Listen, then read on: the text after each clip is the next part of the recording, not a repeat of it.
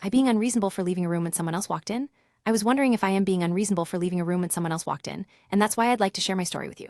Apologies for any grammatical mistakes. I'm writing this in a waiting room, and I think I'm about to be called up next, so I'm not really spell checking anything.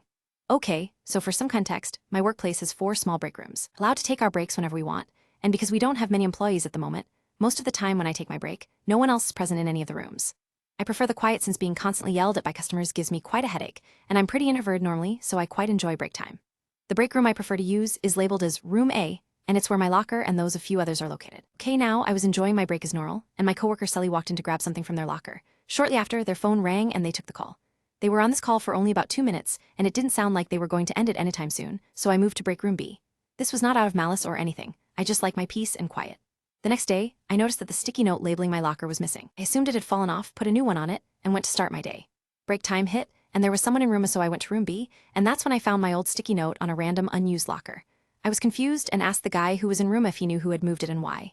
He said, "Oh, Sully moved it because he thought you were going to move lockers anyway." This answer was very confusing, so I went and found Sully to ask him myself if he was the one who moved it and why. After I asked, he said, "Oh, I thought you wanted a room to yourself since you so rudely left room A when I walked in for only a moment."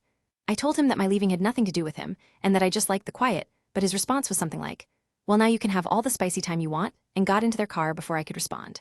He seemed really mad, and honestly, I just want to know if I really did do something wrong. I don't always catch if I'm being a meanie, so maybe I really am being unreasonable, thus I wrote this post to find out. Edit. I didn't expect this post to blow up, haha. Thank you for your comments, everyone. I will be talking to HR tomorrow about the situation. I'm glad to see I wasn't accidentally being rude. Thanks again.